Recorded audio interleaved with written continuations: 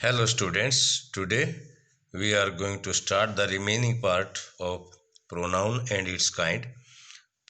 Part number 2, possessive pronouns. The pronouns mine, ours, yours, his, hers, theirs are called possessive pronouns. बेटे ये ध्यान देना है, जैसा कि टेबल में है, टेबल के अनुसार आपने इसको चेक करना है।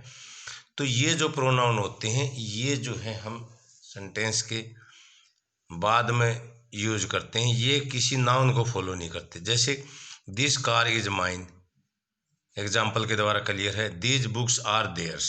Okay. Demonstrative pronoun, demonstrative pronoun का मतलब होता है जो प्रोनाउन डेमोस्ट्रेट करें, जो एक प्रकार से बताते हैं, प्रदर्शन करते हैं। जैसे देखिए किसी चीज की तरफ इशारा करते हैं। The words this, that, these, those are demonstrative pronoun. They indicate the things और पर्सन, ये किसकी तरफ इशारा करते हैं? व्यक्ति या वस्तु की तरफ। दिस, दैट, दिस, दोज, ये डेमोस्ट्रेटिव प्रोनाउन है। दिस और दैट बेटे सिंगुलर प्रोनाउंस हैं। दीज और दोज जो हैं ये प्लूरल हैं। This and these indicate near distance and time. This और जो दीज हैं ये जो नज़दीक की वस्तुओं की तरफ इंडिकेट करते हैं। That and those indicate far distance and time, ये टाइम का भी और डिस्टेंस फार को इंडिकेट करते हैं। तो हमारा pronoun number 4, interrogative pronoun. Interrogative pronoun we use the word who, what, which, whom, whose to ask question. सभी ने पता है कि इंटेरोगेटिव प्रोनाउन जो होते हैं वे क्वेश्चंस आस्क करने के लिए यूज किए जाते हैं। और जो हमारे प्रोनाउंस इंटेरोगेटिव प्रोनाउंस हैं वे who, what, which, whom, whose. Okay. Example के द्वारा देखें बेटे। What is your mother's name, whom were you talking to, तो ये आपके इंटेरोगेटिव प्रोनाउन है। अब pronoun number 5, reflexive pronoun. Singulars myself, yourself, herself, himself, itself. Plural में आता है ourself, yourself, themself. ठीक है। Reflexive pronouns is used after the verb. ये ध्यान में रखना बेटे, जो वर्ब को फॉलो करे वो रिफ्लेक्सिव प्रोनाउन है और जो सब्जेक्ट को फॉलो करे वो एम्फेथेटिक है। एम्फेथेटिक के बारे में थोड़ा सा आगे बताऊंगा। तो रिफ्लेक्सिव प्रोनाउन और एम्फेथेटिक में यही डिफरेंस है, थोड़ा सा सेम है, ये कंफ्यूजन में ना आए बिल्कुल भी आप। तो reflexive pronoun is used after the verb, जो वर्ब के बाद यूज हो। जैसे एग्जाम्पल में आपको मैं क्लियर करता हूँ। ही हैंग्ड हिमसेल्फ, तो हैंग्ड वर्ब है, वर्ब के बाद में हिमसेल्फ जो आया तो इससे क्लियर है कि जो हमारा हिमसेल्फ है ये रिफ्लेक्सिव प्रोनाउन है। जैसे you will enjoy yourself, तो इंजॉय वर्ब है, वर्ब के बाद में जो यूर सेल्फ यूज हुआ तो ये रिफ्लेक्सिव प्रोनाउन है, जैसा कि इसके अंदर क्लियर है। अब नेक्स्ट एम्फेथेटिक प्रोनाउन है। Emphatic pronoun are used for putting emphasis on the subject. Subject के ऊपर जोर डालने के लिए जो एम्फेथेटिक प्रोनाउन है उसका प्रयोग किया जाता है। एम्फेथेटिक का मतलब होता है जोर डालना। Clear. Your, myself, ourself, yourself, himself, herself, themself, itself, ये हैं। पहले मैंने आपको बता दिया था। अब इसका एग्जाम्पल देखें, दोबारा से आपको क्लियर हो जाएगा।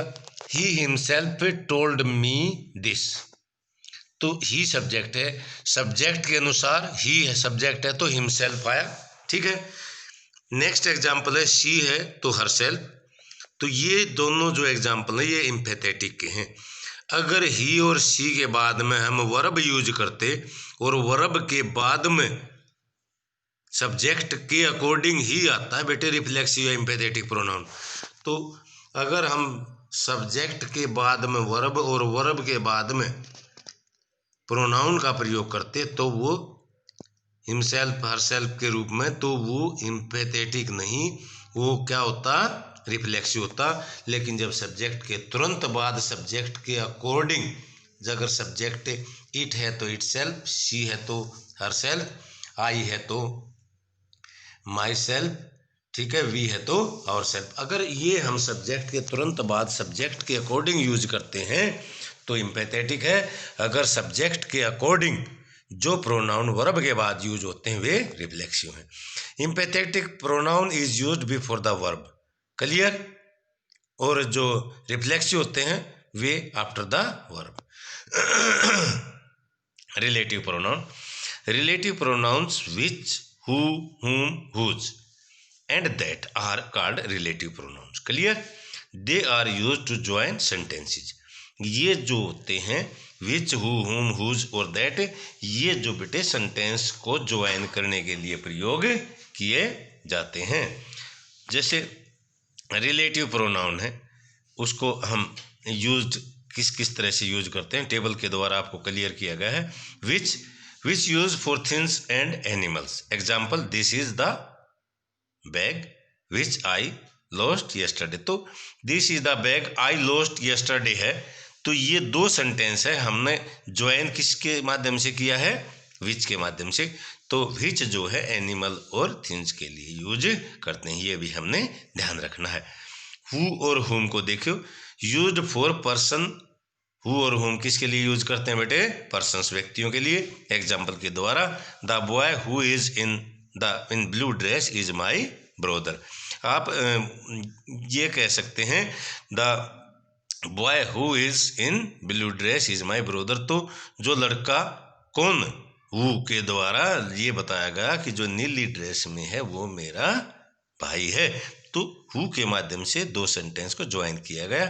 तो हु क्या है, रिलेटिव है, रिलेशन बताया, लड़के का ब्रदर है मेरा वो।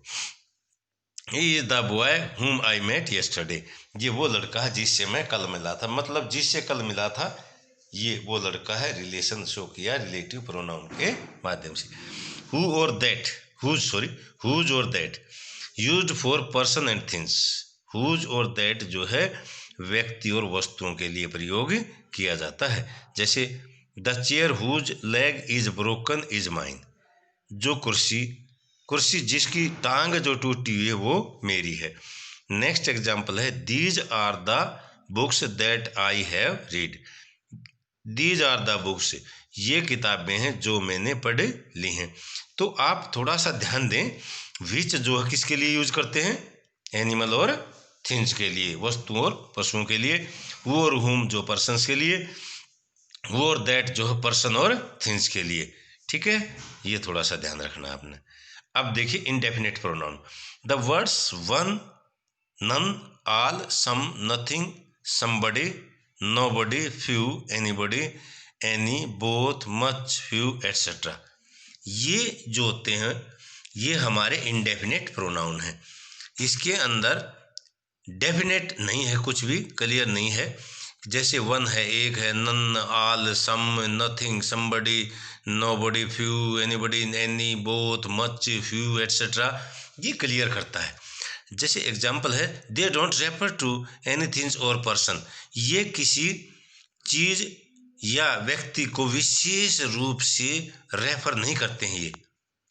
जैसे एग्जाम्पल देखिए one must love one's country, भाई एक आदमी को, भाई one must love one's country, भाई हमें जो ना एक जो व्यक्ति होता है उसे अपने देश से प्यार करना चाहिए।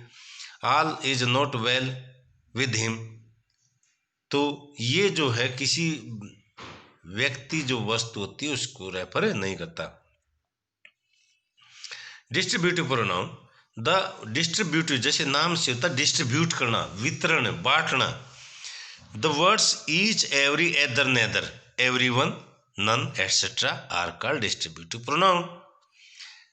दे रेफर टू पर्सन और things one at a time, ये किसकी तरफ इशारा करते हैं बेटे, ये व्यक्ति या वस्तु की तरफ। वन एट ए टाइम, एक बार में, एक बार। दे आर ऑलवेज सिंगुलर, वे हमेशा क्या होते हैं, सिंगुलर में यूज किए जाते हैं। जैसे ईच गर्ल है, ईच के बाद में सिंगुलर है, each girl was given a prize, you can drink either tea और कॉफ़ी सिंगुलर में यूज है। आप जो है ना चाय या कॉफ़ी ले सकते हैं, only one. I know every student of my class, प्रत्येक एवरी स्टूडेंट, तो ईच एवरी अदर नेदर, इसके बाद में क्या होता है, सिंगुलर यूज होता है। अब रेसिप्रोकल देखिए बेटे, reciprocal pronoun they refer to person और things which are acting on each other, ये एक दूसरे पर कार्य करते हैं। जैसे the words each other and one another are called reciprocal pronoun, ये रेसिप्रोकल प्रोनाउन है जो एक दूसरे पर एक्टिंग करते हैं। देखिए, we use each other when two persons are involved, जब दो आदमी चाहे खेल रहे हैं चाहे झगड़ रहे हैं तो हम उनके लिए क्या करेंगे, ईच अदर का प्रयोग करेंगे। We use one another when more than two persons are involved, जब गेम है, लड़ाई है या कोई और काम है, तो उस काम के अंदर जब more than two person involve होंगे तो हम वन अनदर का प्रयोग करेंगे। जैसा कि एग्जाम्पल के द्वारा क्लियर है, the two brothers did not like each other, दोनों भाई एक दूसरे को पसंद नहीं करते। All the member of the family loved with one another. तो बेटे, ये जो आपका प्रोनाउन का जो वीडियो है इसको आपने ध्यान से समझना है और अपनी नोटबुक में जो पहले वीडियो भेजा था उसको भी, और आज जो वीडियो मैं सेंड कर रहा हूँ इसको भी आपने याद भी करना है और इसको अपनी नोटबुक में भी साफ साफ उतारना है। ओके बेटे।